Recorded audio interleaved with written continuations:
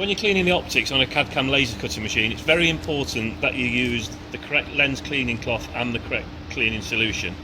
Every machine when it's new is supplied with an optical lens cleaner, which is a lint-free cloth, so we get no scratches on the optics whatsoever, and also some isopropanol cleaner, which is the solution which we use to clean the optics.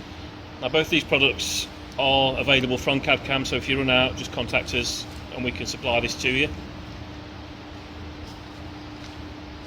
First optics to clean are the primary mirror and the partial mirror which is fitted to the LED pointer. So basically I've removed the front cover just by 4 fixing screws, just took it away, and I'm going to show you how to clean both these mirrors, which we can clean without removing. We can do it in situ. Okay, so what I'm going to do, I'm going to just put some of the cleaning solution onto the cleaning cloth, and I'm going to clean both sides of the partial mirror, which is for the LED pointer. I'm going to clean it with one cloth, and then I'm going to dry it with a second cloth. So with a dry cloth, just wipe the second, and repeat this process for the primary mirror. Okay, so after we've cleaned the primary mirror, we need to move on to the secondary mirror, which is the one that moves up and down the Y-axis arm on the front of the machine.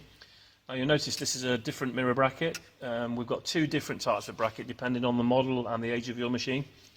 So unlike the first mirror, we can actually remove this one to clean it. So just loosen the little fixing bracket. You don't need to remove it completely, just push it to one side, then you can carefully push it out, get access to the mirror. Okay, so with the mirror removed, you can see that there's a gold plated side and there's a dull silver side. Now obviously the silver dull side is the fixing side and the gold plated is the reflective side. So when we put it back, the gold plated has to face the laser beam.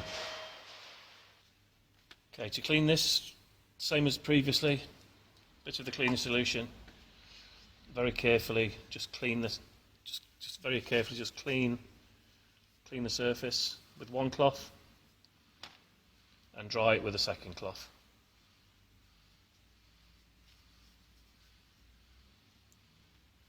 Okay, and then with the gold side away from you, just place it back in the holder. Very nice fit. Bring the bracket back over and position the bracket in the centre of the mirror. Tighten up the screw. Very important you don't over tighten this screw. When you feel it start to bite, just give it half a turn, because this is on an S-shaped piece of metal, so what we don't want is the mirror actually rattling. So if you over tighten this too much, you can flatten the spring, which will give you a bit of mirror movement, which will cause a bad cut. Third mirror we need to clean is the one which is on the travelling cutting head. So again, there's just one fixing screw, the same as on this bracket, so we just loosen that, don't need to take it out, and we can just poke our finger inside and bring it out. Again, you can see the gold part facing downwards, which is going to reflect the beam. So same procedure, clean it with one, dry it with another.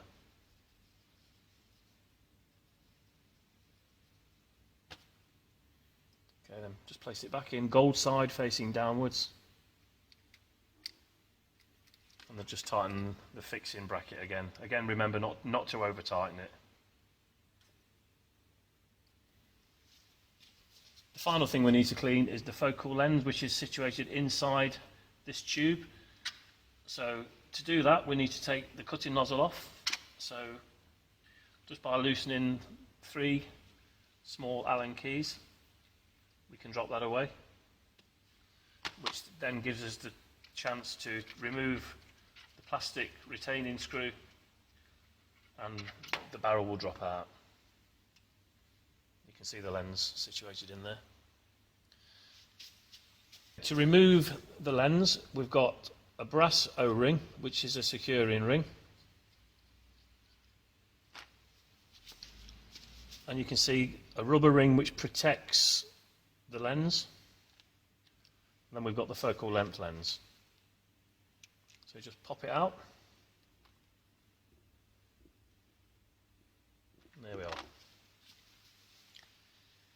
Right, if you see the lens, it may be difficult to see from this sort of an angle, but the lens has got a flat bottom and it's got a domed top. Now, once we've cleaned it, the dome top needs to face upwards, so when we put it back into the focus head, the dome part of the lens is facing upwards. So what I always do is to make sure I've got the dome to the top, then turn it over and put it into your cleaning cloth.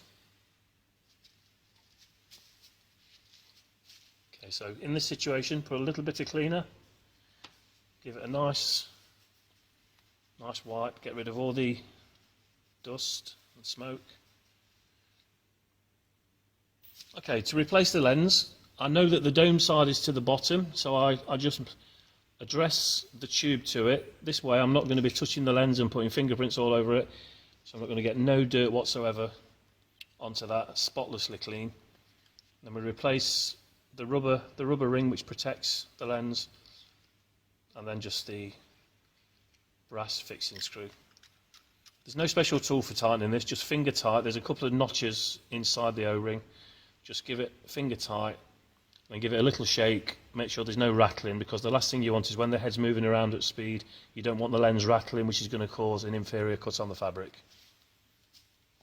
Okay, I'm going to replace this now. So with the screw hole to the front, lines up with the slot on the cutting head. Put the fixing screw back in. Lift it as high as you can.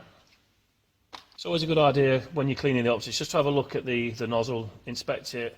If you see a build-up of dirt, just give it, with an abrasive cloth, just give it a bit of a dust down, make sure there's no debris on the inside of the nozzle. Okay, I'm going to replace the nozzle once I've cleaned it, so just put it on, push it up as far as it will go, and then rotate it until the air hose is approximately 10 o'clock position, if you like, or towards the back of the machine. And then just tighten up the 3 fixing screws one at a time.